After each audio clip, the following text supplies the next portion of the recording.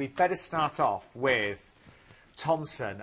This is all-inclusive, so for the whole 2 weeks, all of your drinks, tips are included as well with Thomson, aren't they? Yeah, absolutely. And then when you get to the hotel and you have your week there, that's all-inclusive too. So it is quite nice when you're buying a holiday. You know, you just go, well, I'm kind of done. Yeah. Yeah. I know just that I'm got not to going get to a spend few a outfits. fortune. Anyway, Keith, who presents our show on a Sunday and sometimes on a Tuesday, of course, as well, great friend of ours. Well, he used to work for Thomson, and here he is on board. At just over 33,000 tonnes, the Thomson Spirit is nearly always the smallest ship in port. I would often joke to our passengers that we were barely big enough to be a lifeboat for some of the bigger American ships. But you know what? Her personality, her atmosphere and her fiercely loyal, ever-growing following makes her a true giant of the seas.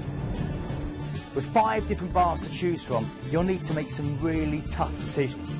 From the alfresco ambience of a Lido bar through to the calm tranquility of explorers, I spent many a happy evening enjoying the panoramic views of horizons. But my personal favourite is here, Raffles. It's the perfect location at the heart of the ship, and it means I can eat, drink and watch the show and get back to my cabin all in under 100 steps. Food, glorious food, from the more relaxed informality of a Lido buffet, thank you very much, through to the a la carte luxury of the Compass Rose. All the dining is open sitting and fits around you. For lunch, don't miss the barbecue at the Terrace Grill. And then, in the evening, book yourself in for a real treat in Scirocco's. Trust me, your stomach will thank you. The heart of the ship is the award-winning British entertainment programme. And from the cruise director through to the lighting technician, the entertainment team are visible, friendly, talented, and above all, they love their jobs. From award-winning UK comedians, game shows, cabarets, West End-style theatre shows, there's always something going on. And of course, Thomson's deck parties have a legendary status, with live bands, a full show team cabaret. Trust me, dancing under the stars will never ever be the same.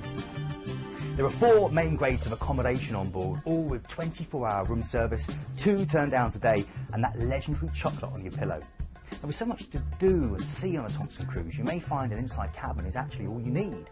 But for those who really want to know how the other half live, why don't you make a splash in your own jacuzzi with the presidential suite, which is only slightly smaller than my old cabin on board.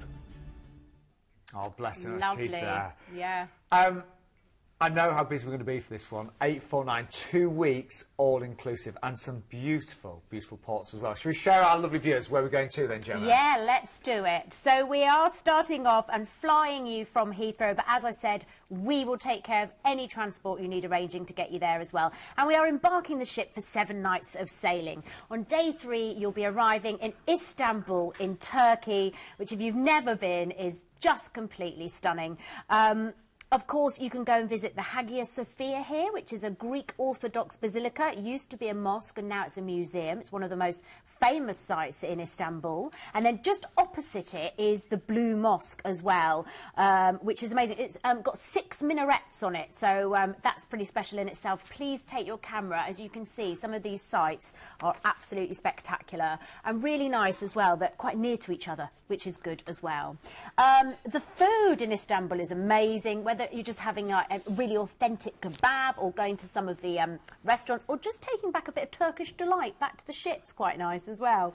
But do go and see the Grand Bazaars as well. The hustle and bustle. Because I love those. Yeah, the market. It's quite amazing. You've got the souk, basically, and you mustn't haggle as well. You're actually almost supposed to. Don't take the first price. Do a bit of negotiation. And that's right, when I was there, I did get some amazing buys. Did you? Yeah, I really did. No, really lovely to bring home a few... I got some lovely cushion covers, Gemma. Oh, fantastic. Yes. I love a cushion cover, Sean. Man after my own heart. I bought 20.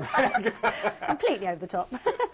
Brilliant. And so there's so much more that you can do. And then on day 4, you're sailing to Bozkır'da in Turkey. Now, this is like old school Turkey, sort of whitewashed houses and beautiful Mediterranean food and just amazing hidden beaches and swimming places to explore, but without hordes of tourists, actually. Really lovely. Yeah, quite chilled out and peaceful.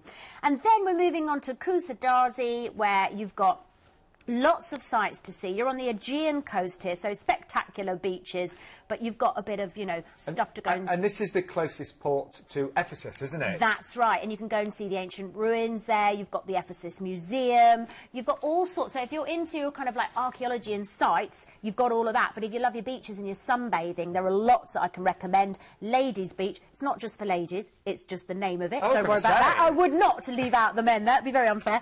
But it's sandy, which is quite nice because a lot of them are shingle there. So that's a good one to head for. Ladies' Beach? I don't know why actually, but it just is, and it definitely, I promise, is for men as well. So loads to do, and then we're off to Athens. Where, of course, you know, there's all the ancient sites. A bit like going to Rome. Everything is ancient. When you walk around the corner, it's beautiful. Day 7, we're in Santorini, one of the little Greek islands, which I love. Have you seen Mamma Mia? Yes, of course. That just sort of is like there, basically. That sort of sums up the spirit. You'll be singing ABBA when you get here. Those beautiful little white, you know, houses coming down the cliffs, and just the bluest sky and sea that you'll have, you know, just wonderful. Really out of this world. And then we're off to Marmaris in Turkey. And now this is where you're getting off the ship and you're being transferred to a beautiful hotel, the Green Forest Hotel, for 7 nights, all inclusive. So you've just had a holiday. You've had an all-inclusive cruise because you get an upgrade to all-inclusive on board, and then you've got a whole week to sunbathe, relax, sightsee, but all-inclusive. Absolutely, all-inclusive, and yeah, you are in a really beautiful spot, and if you do like your sightseeing, you've got 3 sort of different resorts quite nearby that you could go and visit, but you've also got all the water sports, Blue Lagoon, paragliding, all that kind of thing. You know, whenever we feature an all-inclusive with Thomson, it really, really flies, and this is no exception tonight. 849, let's just show you, so you get free all-inclusive upgrade on board, so you don't worry about any of your drinks, things like that. Now, the return flights, we've got them from London, Luton, Bournemouth and Norwich, depending on departure date, but look at this, we've actually got all of these airports available. That's another great thing, of course, with Thomson, isn't it? Absolutely, yeah. It's really good because, of course, they own the airline, so they can sort it all out. So you have got so much choice, which is fantastic. So again, just ask our cruise consultants; they'll sort those out for you. Supplements may apply, but you know we'll get you a really good deal on those. We really will. Yeah. And don't forget, even if you've just got queries, any questions, a free phone number on 0800 840 1088 as well.